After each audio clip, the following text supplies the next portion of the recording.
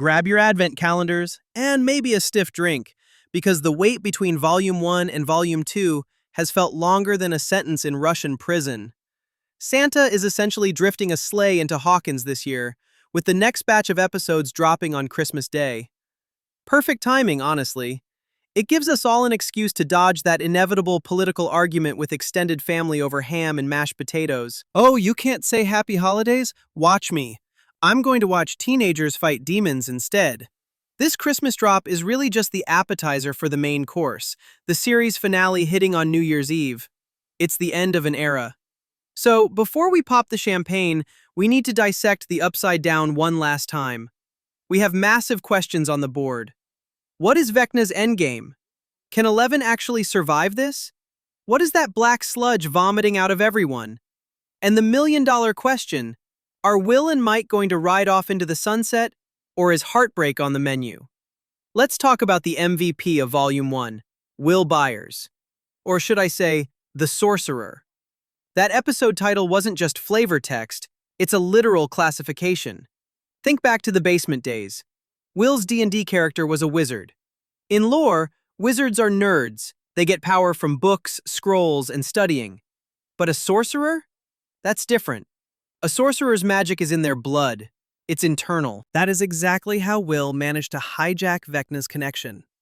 In episode 507, he explicitly tells Joyce that he fought back by weaponizing positive memories. Jonathan, Mike. Vecna operates on trauma. He's a psychological terrorist who uses your darkest self-loathing against you. He told Will he was the perfect vessel because he was weak. He tried to exploit Will's fear of abandonment, the terrified thought that coming out would leave him isolated. But Vecna made a classic villain error. He underestimated the power of a support system. Will isn't weak, he's protected, but we aren't out of the woods yet. Will admits his powers aren't his own. He's siphoning them. He's essentially hot-wiring Vecna's car. And like a bad Wi-Fi connection, it only works when he's close to the router, the hive mind. If Vecna goes dark, Will's battery dies. So why can Will do this? We have to rewind to Season 1. When Will was trapped in the Upside Down with a tentacle down his throat, he was ingesting organic matter filled with mind flayer particles. What are these particles? They're a hive intelligence organism from the abyss, that chaotic dimension Dustin identified. This is where 11 banished Henry Creel. Henry used his mind to shape these particles into the spider monsters we know. But here is the twist that changes everything. Henry didn't discover these particles in the abyss. He met them way before that. There is a strong theory suggesting Henry isn't the master. He's the puppet. The particles might be driving the bus. Volume 2 gave us a massive lore dump via Max and Holly's trip through Henry's memories. They find an old mine shaft in Nevada, 1959. This is where Henry, playing with that same spyglass Holly uses later, finds a cave and a very dead, or soon-to-be-dead, Russian scientist. Now, if you saw the stage play The First Shadow, you know the spy is usually already dead. But the show changes this. He gets shot in the hand. That injury is important because moments later, Henry opens a briefcase that looks like it belongs in Pulp Fiction, emitting smoke. This briefcase is the key to the Nevada experiment. This was a government attempt to weaponize the Philadelphia experiment results. You know, the USS Eldridge disappearing? The show confirms the ship crossed into the abyss. The only survivor was Dr. Brenner's father, who came back corrupted by these particles. That briefcase contained a concentrated sample of that corruption. When young Henry touched it, boom, micro-rift. He was sucked into the abyss for 12 hours. When he came back, his DNA was rewritten. He became the first human sorcerer, and I'm willing to bet that gunshot wound on his hand? Healed by the particles, just like Vecna heals now. This creates a terrifying timeline. Dr. Brenner found Henry's engraved spyglass, tracked the family to Hawkins, and set up the lab not just to study Henry, but to harvest him.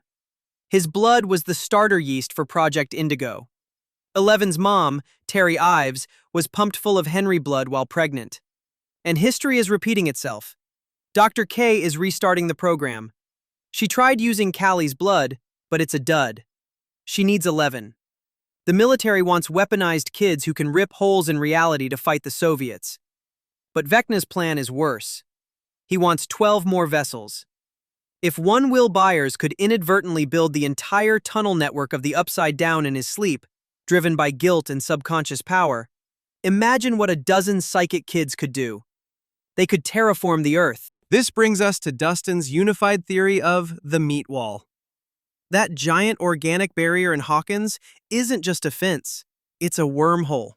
Specifically, an Einstein-Rosen bridge. Remember Mr. Clark ripping the paper plate in Season 1? Same concept. The Upside Down is the hallway connecting Earth to the abyss. The meat wall is kept stable by exotic matter, a theoretical substance that pushes gravity away so the wormhole doesn't collapse on itself. If they destroy the exotic matter, they burn the bridge. The plan to stop this is pure Stranger Things chaos. They call it Operation Beanstalk, named after the fairy tale. Climb up, grab the treasure, chop it down. Step 1. Erica and Mr. Clark hack the gate. Step 2. Ram a reinforced Big Buy truck through the meat wall. Step 3. Wait for the worlds to collide. They can't fly a helicopter into the abyss, so they are waiting for the abyss to crash into them. When the upside-down radio tower pierces the abyss, 11 is going to piggyback on the signal. She'll hack Vecna's mind from a sensory deprivation tank located in the upside-down version of the lab. Max acts as her guide. While time is frozen, the strike team climbs the tower, grabs the abducted kids, and bails. Then comes the boom. Mike has rigged a record player detonator, which sparked a hilarious argument with Robin about song choice, to blow up a massive charge of C4 right at the exotic matter core.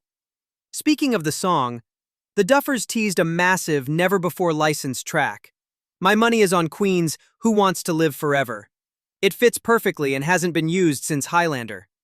But plans never work in Hawkins.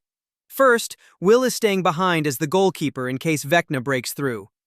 Second, Hopper has a suicide vest. The camera lingered on it way too long in episode 505.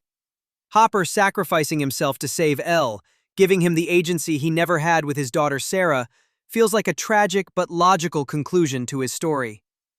Then there is Holly Wheeler. She tried to escape the abyss but failed, while Max succeeded. Now Vecna has turned the other kids, even Derek, against her. But don't sleep on Holly. The writers are setting her up for a glow-up. She feels like a coward, but she's the reason Max got out. When she smashed that kid with her Tiffany boombox? Iconic. Expect her to have a massive hero moment in the finale. We need to talk about the calendar. November 6th, 1959, Henry kills his family. 1983, Will disappears. 1987, the final battle. Henry is obsessed with time. He calls it a straitjacket. His lair has 12 pillars for 12 kids arranged like a clock face. He is trying to close a cosmic 24-hour cycle that is stretched over decades. He doesn't just want to rule the world, he wants to break the concept of time itself. So how does this end for 11? Mike foreshadowed it with his D&D talk. The party doesn't go back to the village, they go to a land with 3 waterfalls. Rumor has it Millie Bobby Brown filmed scenes in Iceland near Kirkjufellsfoss, a location famous for, you guessed it, 3 waterfalls.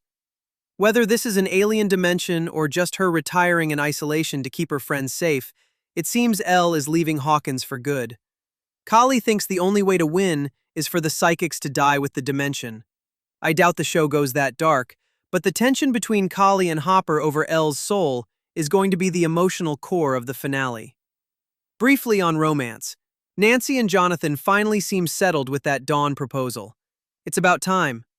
And Dustin handing Steve the spear, Eddie's spear, was a tearjerker.